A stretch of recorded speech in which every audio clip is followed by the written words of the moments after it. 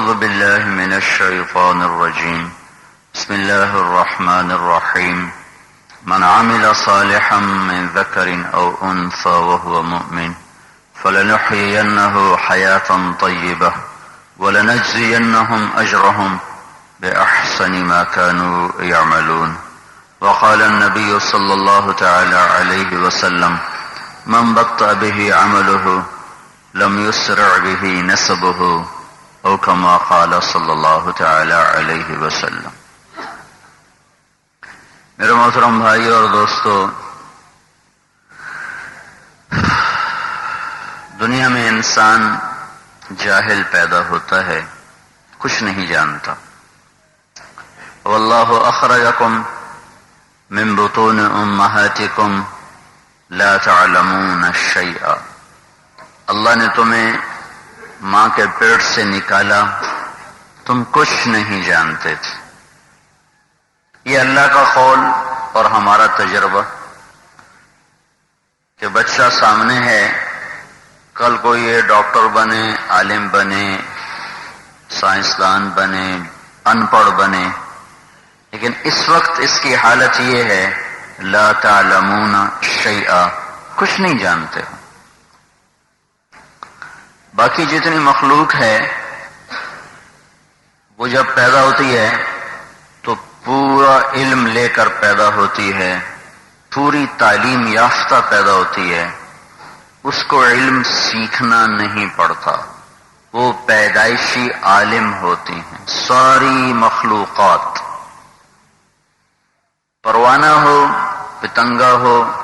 کبھی آپ نے دیکھا یہ جو گھر بناتی ہے مٹی کا، ایک چھوٹا سا پتنگا ہے بھیڑ کی طرح، اس کو وہ مٹی لا کر ایک گھر بناتی ہے.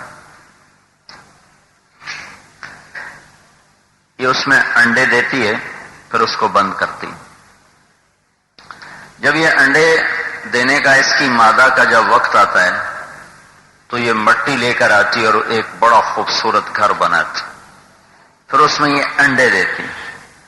پھر ایک کیڑا لیتی ہے اور اس کے دماغ کے اوپر ڈنگ مارتی، جس سے وہ بے ہوش ہوتا ہے، مرتا نہیں. اگر وہ مر جائے تو سڑ جائے گا، پھر وہ غذا نہیں بن سکتا. تو اس کے دماغ کے اوپر وہ جا کر ڈنگ مارتی مادہ، اس سے وہ بے ہوش ہو جاتا ہے. پھر اس کو اٹھا کے لاتی ہے اور اس انڈوں کے ساتھ اس کو وہ رکھ کر اوپر سے بند کر دیتی. چند گھنٹوں کے بعد انڈوں سے بچے نکل آتے ہیں تو ان کے لیے ان کی ماں کھانا چھوڑ کے گئی ہوتی ہے، ناشتہ ہوتا ہے، کھانا ہوتا ہے، سب کچھ ہوتا ہے. تو ہوش میں آتے ہی اپنی غذا کھاتے ہیں. غذا کھانے کے بعد وہ طاقت پکڑتے ہیں. پھر وہ خود اپنے لیے دروازہ کھولتے ہیں، اوپر سے بند ہوتا ہے تو خود دروازہ کھولتے ہیں اور اس کے بعد اس میں سے وہ پرواز کر جاتے ہیں. اس میں کچھ نر ہیں، کچھ مادہ ہیں. ان بچوں کی مادہ جب انڈے دینے پر آتی ہے تو سارے وہی کام کرتی ہے جو ماں نے کیے تھے، اور نہ باپ سے سیکھا نہ ماں سے سیکھا. یہ گھر بنانا، ہم تو گھر بنانا سیکھتے ہیں، آپ سارے گھر بنا سکتے ہو. آپ مستری بلاتے، پھر مستری نقشہ نہیں جانتا، وہ انجینئر بلاتا کہ جناب نقشہ بتاؤ کیسے کرنا ہے، لوہا کتنا ڈالنا ہے، سریا کتنا ڈالنا ہے، سیمنٹ کتنا ڈالنا ہے. وہ الگ آدمی ہے. پھر اس کے لیے مستری الگ ہیں، پھر مزدور الگ ہیں، پھر اس میں وہ پائپ بچھانے والے الگ ہیں، جو پانی کے پائپ بچھانے والے، اور یہ بجلی کا نظام لانے والے اس میں الگ الگ ہیں. اور یہ سب ایک دوسرے سے سیکھتے ہیں، پیدائشی طور پر کچھ نہیں جانتے ہیں. یہ میں نے آپ کو ایک مثال دی ہے. اب ساری کائنات پہ آپ غور کرو، ہر مخلوق پڑھی لکھی ہے. ایک چھوٹی سی مچھلی ہے، اتنی سی ہوتی ہے، اتنی سی، سانپ کی شکل کی ہوتی، اس کو انگریزی میں کہتے ہیں ایل. یہ سارے سمندروں میں پائی جاتی، لیکن اس کے انڈا دینے کے لیے 7 سمندر میں صرف ایک جگہ ہے. وہ جنوبی امریکہ میں ایک جگہ ہے، برموڈا. وہاں کا جو پانی ہے صرف اس میں اس مچھلی کا انڈا پھٹ سکتا ہے اور اس میں سے بچہ نکل سکتا ہے، اور کہیں نہیں نکل سکتا. کراچی سے وہ جزیرہ کوئی 10,000 میل کے فاصلے پر. یہاں سے وہ مچھلی سفر کرتی ہے اور یورپ سے چلتی ہے، افریقہ سے چلتی ہے، ایشیا سے چلتی ہے، آسٹریلیا سے چلتی ہے، اور چلتے چلتے یہ ہزاروں میل کا سفر ہے. سڑک کوئی نہیں. آپ کی تو سڑک پھر بھی ہے نا، چاہے ایسے ایسے موڑ کھاتی ہے، سڑک تو ہے نا، راستہ بھی ہے اور اوپر لکھا بھی ہوا ہے، اشارے بھی ہیں، پھر بھی لوگ بھول جاتے ہیں، کہیں کے کہیں نکل جاتے ہیں. تو 400 میٹر کے بعد یعنی 1200 فٹ کے بعد سمندر میں روشنی نہیں ہوتی، اندھیرا ہوتا. اوپر 12 بجے ہیں، اندر رات کے 12 بجے ہیں. 400 میٹر کے بعد سمندر میں روشنی سفر نہیں کر سکتی، اندھیرا چھا جاتا. تب وہ اندھیرے میں جا رہی ہے، کبھی اوپر کبھی نیچے، کبھی اوپر کبھی نیچے. اتنے ہزاروں میل میں اس کو کہیں پوچھنا ہی پڑتا کہ برموڈا کدھر ہے. وہ وہاں جا کے انڈے دیتی ہے اور انڈے دے کے خود مر جاتی، زندہ نہیں رہتی، مر جاتی. پھر وہاں سے بچے نکلتے ہیں. کراچی کے مچھلی کے بچے کو پتہ نہیں میری ماں کہاں سے آئی تھی، اور جنوبی افریقہ سے آنے والی مچھلی کے بیٹے یا بیٹی کو پتہ نہیں ہے کہ میری ماں کہاں سے آئی تھی. ایسے ہی امریکہ، ایسے ہی آسٹریلیا، ایسے ہی یورپ، ایسے ہی افریقہ. اب یہ بچے جب پروان چڑھتے ہیں تو یہ وہاں زندہ نہیں رہ سکتے. انہیں زندہ رہنے کے لیے انہی پانیوں میں جانا ہے جہاں ماں رہتی تھی. جہاں ماں نے زندگی گزاری تھی یہ وہاں زندہ رہ سکتے ہیں. کسی اور پانی میں چلے گئے یہ مر جائیں گے، زندہ نہیں رہ سکتے. جیسے ایک آب و ہوا کے آپ عادی ہو نا. ایک میرا ضلع ملتان ہے، میں ایک گرمی کو برداشت کرنے کی طاقت رکھتا ہوں، آپ سردی کو برداشت کرنے کی طاقت رکھتے ہیں. مجھے یہاں لے آؤ تو میرے لیے مصیبت ہو جائے گی سردیوں میں، اور آپ کو جون میں ملتان لے جاؤ تو آپ کی ہائے ہائے ہوگی کہ آپ کا جسم ایک اور چیز کا عادی ہے، میرا جسم ایک اور چیز کا عادی ہے. ان ساری مچھلیوں کے لیے اللہ تعالیٰ نے فضا بنائی ہوئی ہے. فضا وہ اس میں رہتی ہیں، اس سے آگے پیچھے نہیں رہتی. اب یہ جو کراچی کے مچھلی کے پیٹ سے انڈا نکلا اور اس سے بچہ نکلا، اب یہ واپس چلنا شروع کرتا ہے. سبحان اللہ. اور یہ 10,000 میل کا سفر کرتا ہے اور اس کسی ایک جگہ بھی اس کو دھوکہ نہیں لگتا کہ مجھے کہاں پہنچنا ہے، مجھے کہاں جانا ہے. کسی سے پوچھتا نہیں وہ کراچی کا راستہ کدھر ہے. وہ ٹھیک ان پانیوں پہ پہنچتی ہے وہ مچھلی، نر ہے یا مادہ، جہاں سے اس کی ماں نے سفر شروع کیا تھا. یہ میرے اللہ کا فرمان ہے، ربنا الذی اعطى كل شيء خلقه ثم هدى. میرا رب وہ ہے جو ہر چیز کو پیدا کرتا ہے پھر اسے زندگی گزارنے کا علم عطا کرتا ہے. تو ساری یہ میں نے آپ کو مثالیں دی ہیں، مثالیں پتنگے کی بھی دے دی ہے، اسی پہ آپ پرندوں کو لے لو، سارے پرندے، اور پانی کی مخلوق بھی دے دی، اسی کو اب لے لو، وہ سارے اسی کے مطابق ہیں. سانپ زہر بناتا ہے، کیسے بناتا ہے؟ پھنکارتا ہے، ڈستا ہے. سانپ جیسے یوں ڈستا ہے تو اس کی یہ رفتار 90 میل فی سیکنڈ ہوتی ہے. اس کے حملہ کرنے کی جو رفتار ہے وہ 90 میل فی سیکنڈ ہوتی ہے. اور اس کے ہمارے دانت اگر کھوکھلے ہوں تو گر جاتے ہیں، بیکار ہیں. اگر سانپ کے دانت کھوکھلے نہ ہوں تو اس کے لیے بیکار ہیں. ان کے کھوکھلے دانتوں میں زہر کی ٹیوب آتی ہے، وہ ٹیوب ان کے دانتوں میں فٹ ہوتی ہے اور پھر وہ اس سے شکار کرتا ہے. پہلے ڈستا ہے، پھر وہ چیز مرتی ہے، پھر اسے وہ کھاتا ہے. یہ نہ وہ ماں سے سیکھتا ہے نہ باپ سے سیکھتا ہے. یہ میں آپ کو ایک ایک مثال دے رہا ہوں، ساری کائنات اسی پہ آپ غور کر لو. یہ میرے اللہ کا دیا ہوا علم ہے جو ہر مخلوق پیدائشی طور پر لے کر آتی ہے. لیکن انسان میرے بھائیوں جاہل پیدا ہوتا ہے، اس سے سیکھنا پڑتا ہے. اگر اللہ چاہتا تو ہمیں بھی ہر علم ہمارے اندر میں اتار کے دے دیتا اور ہم بھی پیدائشی طور پر. اچھا پھر ایک بات یہ ہے کہ یہ جتنی مخلوق ہے یہ ضرورت کا علم بھی پیدائشی طور پر اپنے اندر رکھتی ہے اور مقصد کا علم بھی پیدائشی طور پر اپنے اندر رکھتی ہے. ایک تو اللہ یہ کہہ رہا ہے ربنا الذی اعطى كل شيء خلقه ثم هدى. اللہ نے ہر چیز کو پیدا کر کے اس کا علم دیا. دوسرا اللہ تعالیٰ یہ کہہ رہا ہے کہ وَإِن مِّن شَيْءٍ إِلَّا يُسَبِّحُ بِحَمْدِهِ، ہر چیز تیرے رب کی تسبیح پڑھتی ہے.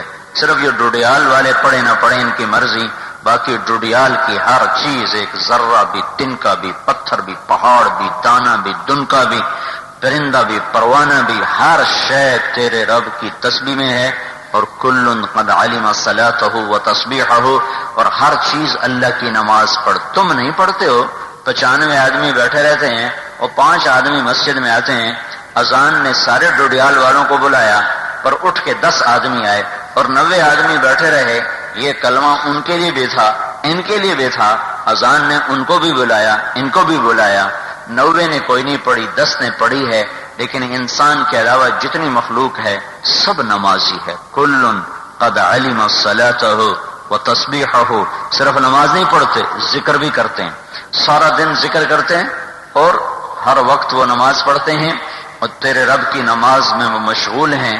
تو جتنی مخلوق ہے یہ مقصد زندگی کا علم بھی جانتے ہیں، خالق کو بھی پہچانتے ہیں، ضرورت زندگی کا علم بھی جانتے ہیں. مجھے کیا کھانا ہے کیا نہیں کھانا یہ علم بھی اللہ نے ان کو دیا ہوا ہے. آپ بکری کے آگے گھاس رکھو فوراً کھائے گی.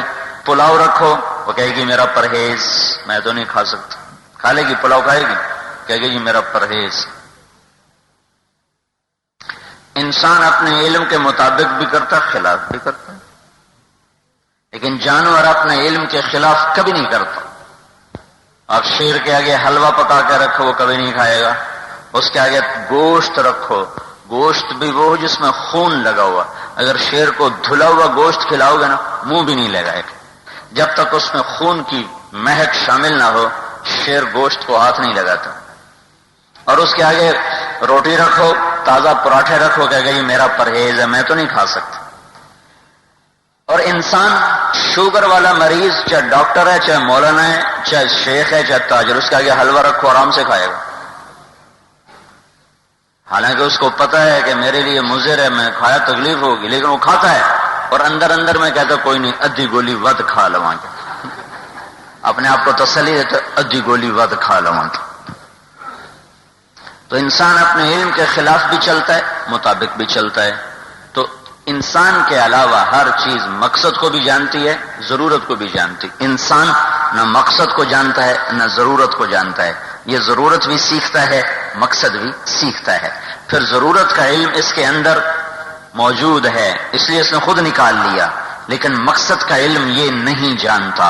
یہ اپنے علم سے حاصل نہیں کر سکتا کہ میں کیوں پیدا ہوا ہوں، مجھے کس نے پیدا کیا ہے، مجھ سے کیا چاہتا ہے، یہ موت کیا چیز ہے، موت کے بعد کیا ہونے والا ہے، اور موت سے پہلے مجھے زندگی کیسے گزارنی ہے، میری منزل کیا ہے، مجھے میرا بھیجنے والا کون ہے، مجھ سے وہ کیا چاہتا ہے. یہ سارے وہ سوالات ہیں جن کا جواب انسان نہیں دے سکتا. چاہے وہ 1000 برس تحقیق کرتا رہے وہ یہ علم نہیں پا سکتا کہ مجھے بنانے والا کون ہے. آج کی بڑی سائنسی دنیا ہے وہ یہ تو پہچان گئے ہیں کہ اس دنیا کو کسی نے بنایا ہے. یہ ایک جہالت تھی کہ یہ دنیا اپنے آپ بنی ہے اور ہمیشہ رہے گی. یہ جہالت آج ختم ہو گئی ہے اور ساری دنیا کا علم والا آج یہ کہنے پر مجبور ہے کہ اس دنیا کو کسی نے بنایا ہے، یہ خود نہیں بنی. پر وہ کون ہے یہ انہوں کو پتہ نہیں چل رہا. وہ اس نے اس کو کیوں بنایا ہے ان کے پاس جواب کوئی نہیں. وہ ہم سے کیا چاہتا ہے جواب کوئی نہیں. موت کس چیز کا نام ہے جواب کوئی نہیں. موت کے بعد کیا ہونے والا ہے وہ خاموش ہیں، پتہ کوئی نہیں. یہ سارے وہ سوال ہیں جس کے لیے اللہ تعالیٰ نے 1,24,000 نبیوں کو بھیجا اور ان سوالات کے جواب دیے. نبی بھی سکھانے والے بن کر آئے اور انسان خود بھی سیکھتا ہے. انسان کا سیکھا اپنے جیسے انسانوں سے ہے، وہ ٹھیک بھی ہوتا ہے وہ غلط بھی ہوتا ہے. اور نبی کو کوئی نہیں سکھاتا، نبی کو اللہ سکھاتا ہے. ما کنت تدری مل کتاب ولل ایمان، اے میرے نبی تو اپنے ہاتھ سے لکھ نہیں سکتا تھا، تجھے لکھنا نہیں آتا تھا، تجھے پڑھنا نہیں آتا تھا، میں نے تجھے سکھایا. وعلمک ما لم تکن تعلم، تیرا معلم میں ہوں، تجھے سکھانے والا میں ہوں. تو نبیوں کو اللہ سکھاتا ہے اور نبیوں کو اللہ پاک بناتا ہے، معصوم بناتا ہے، بے خطا بناتا ہے، کیونکہ ان کے پیچھے چلنا ہوتا ہے، وہ راہبر ہوتے ہیں، وہ ہادی ہوتے ہیں، اس لیے اللہ ان کو معصوم بناتا ہے، بے خطا بناتا ہے، تاکہ پیچھے چلنے والا اندھا بن کے چلے، بے پرواہ ہو کے چلے کہ اس کے پیچھے چلوں گا مجھے ضرور منزل ملے گی، اس سے دائیں بائیں ہٹوں گا تو دائیں بائیں تو میرے جیسے انسان ہیں، جس کے بھی پیچھے چلا میں ہلاک ہو جاؤں گا اور مجھے منزل نہ مل سکے گی۔ لہذا پوری دنیا کے انسانوں کا علم وہ ان کے تجربے کی بنیاد پر ہے، اور اللہ کے رسولوں کا علم وہ اللہ کا علم ہے۔ پھر وہب بن منبہ فرماتے ہیں اللہ تعالیٰ نے سارے نبیوں کو جو علم دیا، سارے نبی 1,24,000 نبیوں کو جو علم دیا وہ ایک ذرے کی طرح، ایک ذرہ، اور حضرت محمد صلی اللہ علیہ وسلم کو جو علم دیا وہ ایک صحرا کی طرح ہے، صحرا کی طرح۔ اور علم لینے کے لیے آنکھ راستہ ہے، کان راستہ ہے، دماغ اور دل راستہ ہے، اس سے آدمی لیتا ہے۔ میں جب آپ کو سامنے دیکھتا ہوں تو مجھے یہ والے نظر نہیں آ رہے ہیں، اور یہ والے نظر ہیں، جب میں ادھر دیکھتا ہوں تو یہ والے نظر نہیں آ رہے ہیں، تو پیچھے والے کیسے نظر آئیں گے؟ میرا تو دیکھنا اتنا، اب میں صرف اتنے کو دیکھ رہا ہوں، یہ اور یہ صرف مجھے جھلک پڑ رہی ہے، مجھے نظر نہیں آ رہا ہے۔ اور پچھلا تو بالکل جاہل ہے، پچھلے کے بارے میں بالکل جاہل ہوں، مجھے نہیں پتا پیچھے کون ہے، لیکن ہمارے نبی نے فرمایا جیسے میں آگے دیکھتا ہوں ایسے میں پیچھے دیکھتا ہوں۔ اب آپ آگے جا رہے ہیں لیکن پیچھے بھی نظر آ رہا ہے، تو یہ نظر کتنی کامل ہو گئی؟ اور پھر یہ تو بڑی چھوٹی نظر ہے کہ آگے بھی دیکھا پیچھے بھی دیکھا، دنیا ہے نا۔ ہمارے نبی نماز پڑھانے کے لیے مصلی پہ کھڑے ہوئے، مسجد کے مصلی پر کھڑے ہوئے، نماز پڑھاتے پڑھاتے آپ آگے چل پڑے نا، 2-4 قدم نماز میں آگے چلے گئے، اور وہاں کھڑے ہو کے تلاوت کرتے رہے، لمبی نماز پڑھ رہے تھے۔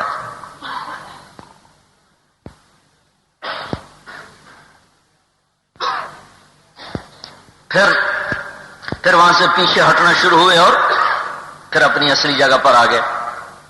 تو جو پہلی صف کے آدمی ہیں وہ یہ دیکھ رہے ہیں کہ یہ اللہ کے نبی نے کیا کیا ہے، آگے چلے گئے، پیچھے آ گئے۔ تو جب آپ نے سلام پھیرا تو یا رسول اللہ یہ آپ نے کیا کیا؟ آپ مصلی پر پہلے تو کبھی ایسا نہیں کرتے، آپ آگے چلے گئے پھر آپ پیچھے ہو گئے۔ تو آگے دیکھنا بھی اور پیچھے دیکھنا، اگرچہ یہ بھی بہت بڑی بات ہے، آگے دیکھنا پیچھے دیکھنا، لیکن یہ تو چاروں طرف ماحول کی بات، دنیا کی چیز ہے نا۔ میرے نبی نے کیا کہا کہ میں نماز پڑھا رہا تھا تو میری نظر جنت پر پڑی تو اس کے انگوروں کے گچھے نیچے لٹک کے آ رہے تھے۔ تو وہ کیا طاقتور نظر ہے کہ جو زمین پہ کھڑے ہو کے جنت کو دیکھ لے۔ تو جس راستے سے علم آتا ہے ہمارا وہ راستہ ناقص ہے تو ہمارا علم بھی ناقص ہوگا، اور ادھر سر کی نظر اتنی کامل ہے کہ مصلی پہ کھڑے ہو کر آپ جنت دیکھ رہے ہیں۔ تو آپ نے کہا میں نے دیکھا وہ جنت کے گچھے لٹک رہے تھے تو میں ان کے لیے آگے ہو گیا۔ پھر ایک دم میری نظر جہنم پر پڑی تو اس کی آگ بھڑک رہی تھی اور شعلے بھڑک رہے تھے تو اس کو دیکھ کر میں پیچھے ہو گیا۔ اس نظر کی ہستی کا علم کیسا ہوگا؟ پھر یہ بھی چھوٹی چیز ہے، جنت بھی چھوٹی ہے اور جہنم بھی چھوٹی چیز ہے۔ اللہ تعالیٰ نے آپ کو زمین سے اٹھایا اور ایک پل میں 7 آسمان پار کروائے، اور پھر 7ویں آسمان سے سدرۃ المنتہا پہ پہنچایا اور وہاں سے عرش پر پہنچایا، اور عرش کے اوپر 70,000 نور کے پردے تھے ان کو ہٹایا اور اپنے آپ کو اپنے محبوب پر ظاہر کر دیا۔ اور ہمارے نبی نے سر کی آنکھوں سے اپنے اللہ کو دیکھا۔ وہ آنکھ کتنی طاقتور ہے جو اللہ کو دیکھ رہی ہو۔ موسیٰ علیہ السلام نے کہا یا اللہ دیدار کرا، موسیٰ علیہ السلام نے کہا یا اللہ رب ارنی انظر الیک، اے میرے مولا میں تیرا دیدار کرنا چاہتا ہوں۔ تو اللہ تعالیٰ نے کہا لن ترانی، نہیں دیکھ سکتے۔ کہا نہیں یا اللہ میں دیکھنا چاہتا ہوں۔ اچھا فانظر الی الجبل، تو پھر ایسا کر پہاڑ کو دیکھ، فإن استقر مکانہ فسوف ترانی، یہ تو قرآن ہے۔ اور حدیث میں ہے اللہ تعالیٰ نے فرمایا موسیٰ مجھے نہیں دیکھ سکتا، کوئی بھی نہیں دیکھ سکتا، زندگی میں دنیا میں کوئی نہیں دیکھ سکتا۔ لن یرانی حی الا مات، جو زندہ دیکھے گا مر جائے گا، آنکھ سہ نہیں سکے گا۔ ولا یابس الا تفرق ولا رطب الا تدحدح، کوئی تر چیز دیکھے گی خشک ہو جائے گی، کوئی خشک چیز دیکھے گی ریزہ ریزہ ہو جائے گی، کوئی زندہ دیکھے گا جان نکل جائے گی۔ مجھے دیکھنے کے لیے جنت ہے، انما یرانی اہل الجنہ الذین لا تنام اعینہم ولا یفنی شبابہم۔ ہاں میں جنت میں تمہیں آنکھ دوں گا ایسی جس میں اتنی طاقت ہوگی کہ تم میرا دیدار کر سکو گے، چونکہ وہ آنکھ نیند سے پاک ہوگی، اور جو آنکھ نیند سے پاک ہو وہی میرا دیدار کر سکتی ہے۔ یہاں نہیں ہو سکتا، جوانی طاقتور ہوگی، نیند سے آنکھ پاک ہوگی، دیکھ لو گے۔ موسیٰ علیہ السلام لاڈلے نبی تھے، لاڈ کیا کرتے تھے اپنے اللہ سے۔ ہمارے نبی نے فرمایا کہ یہ موسیٰ کی شان تھی کہ اللہ سے لاڈ کرتے تھے، اور اللہ کسی سے روکتا تھا تو پھر بھی وہ کہتے تھے نہیں میں تک کرنا ہے۔ اب اللہ کہہ رہا ہے نہیں کرا، نہیں کرا۔ اللہ کہہ رہا دیدار نہیں ہو سکتا، کہتا نہیں میں نے کروا، میں کرنا ہے۔ کہ یہ صرف موسیٰ کی شان تھی کہ جو اپنے اللہ سے لاڈ کر لیا کرتے تھے۔ تو اللہ نے کہا اچھا پھر تو ایسا کر، پہاڑ کو دیکھ، میں اس پہ تجلی ڈالوں گا، صرف ظاہر نہیں ہوں گا، صرف ایک تجلی ڈالوں گا۔ فلما تجلی ربہ للجبل، اب یہ تجلی موسیٰ علیہ السلام پر نہیں آئی، تجلی آئی پہاڑ پر، اور پہاڑ سے لوٹ کے آئی موسیٰ علیہ السلام پر۔ خر موسیٰ صاعقا، موسیٰ علیہ السلام بے ہوش ہو کے گرے، 40 دن ہوش نہیں آیا۔ تو اللہ تعالیٰ نے اپنے حبیب کو اٹھایا اور عرشوں کے اوپر پہنچایا، اور 70,000 نور کے پردے ہٹائے اور اپنا آپ ظاہر فرما دیا۔ وہ کیسی آنکھ تھی جو اللہ کو یوں دیکھ رہی ہو، اور پھر ساری تجلیات سینے میں ہضم ہو رہی ہوں، اور پھر ساتھ گفتگو ہو رہی ہو، یا اللہ اتخذت ابراہیم خلیلا وموسیٰ کلیما وَلَنْتَ لِدَاوُودَ الْحَدِيدَ وَسَخَّرْتَ لِسُلَيْمَانَ الرِّيَاحَ وَأَحْيَيْتَ لِعِيسَى الْمَوْتَى فَمَاذَا جَعَلْتَ لِي۔ 7 بات ہو رہی ہیں، اس سے پہلے ایک بات ہوئی ہے التحیات للہ والصلوات والطیبات۔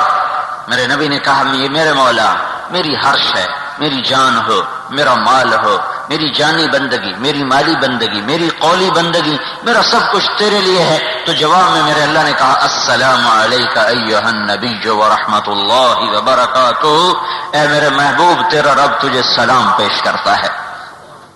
جواب میں ہمارے نبی نے کہا السلام علینا وعلی عباد اللہ الصالحین، اے اللہ میں تیرا سلام اپنے حق میں لیتا ہوں، لیکن میرے ساتھ میری امت کو بھی شریک فرما۔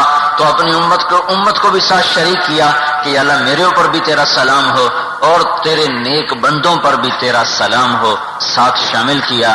اب یہ گفتگو ہو رہی ہے کہ یا اللہ تو نے ابراہیم علیہ السلام کو خلیل بنایا، اور موسیٰ علیہ السلام کو کلیم بنایا، اور داؤد علیہ السلام کے لیے لوہا نرم کیا، اور سلیمان علیہ السلام کو ہوا تابع کر کے دی، اور عیسیٰ علیہ السلام کو مردے زندہ کر کے دیے، تو میرے لیے تو نے کیا کیا ہے؟ اس کے جواب میں آیا کہ یا حبیبی یا محمد اولیس قد اعطیتک افضل من ذلک کلہ، اے میرے حبیب، اے میرے محبوب، میں نے تمہیں سب سے اعلیٰ چیز دے دی ہے جو کسی نبی کو نہیں دی، صرف تمہیں دی ہے۔ کہ کیا ہے؟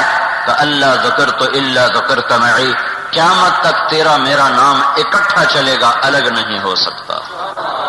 سب سے اعلیٰ تیرا نام میرے نام کے ساتھ جڑ گیا ہے، لا الہ الا اللہ محمد الرسول اللہ، یہ جڑ گیا ہے، یہ قیامت تک یہ نام اب جدا نہیں ہو سکتا ہے۔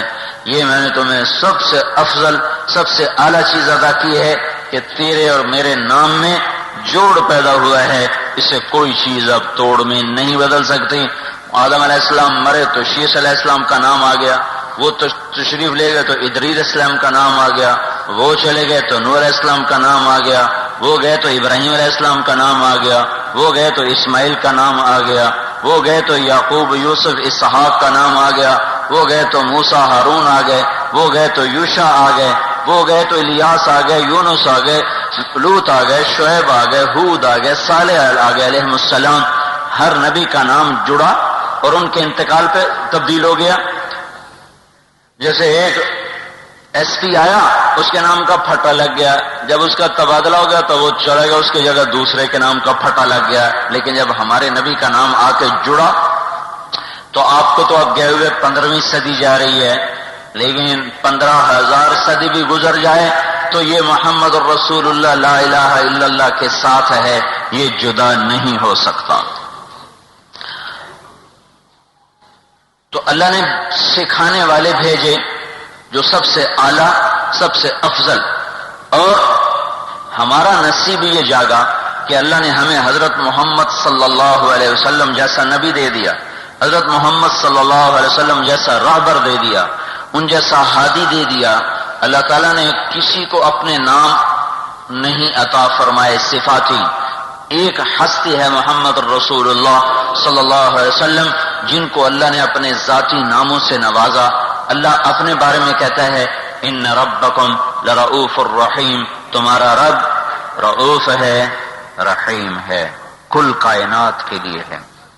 اور یہی لفظ اللہ نے اپنے حبیب کو خطاب کرتے ہوئے فرمایا بالمؤمنین رؤوف الرحیم، ان ربکم لرؤوف الرحیم بالمؤمنین رؤوف الرحیم، یہ میرا حبیب بھی رؤوف رحیم ہے اور تمہارا رب بھی رؤوف رحیم ہے۔ خالق اور مخلوق میں فرق پیدا کرنے کے لیے اپنے بارے میں کہا میں کل کائنات کے لیے رؤوف الرحیم ہوں، اور میرا حبیب ایمان والوں کے لیے رؤوف اور رحیم ہے۔ اللہ نے ہمیں رؤوف نبی دیا، رحیم نبی دیا، حریص حریص علیکم، ہر وقت ہماری خیر خواہی چاہنے والا نبی دیا۔ آپ نے ارشاد فرمایا ہر نبی کو اللہ نے ایک دعا دی کہ یہ دعا تیرا حق ہے، مانگ، کیا مانگتا ہے؟ تو اللہ کے نبیوں نے وہ دعا دنیا میں مانگ لی۔ وہ دعا مجھے بھی دی گئی کہ میرے نبی یہ دعا تجھے دے رہا ہوں، مانگ، کیا مانگتا ہے؟ تو میں نے کہا نہیں یا اللہ میں نہیں مانگوں گا، میں اسے محفوظ کر رہا ہوں، میں قیامت کے دن اپنی امت کے لیے یہ دعا استعمال کروں گا۔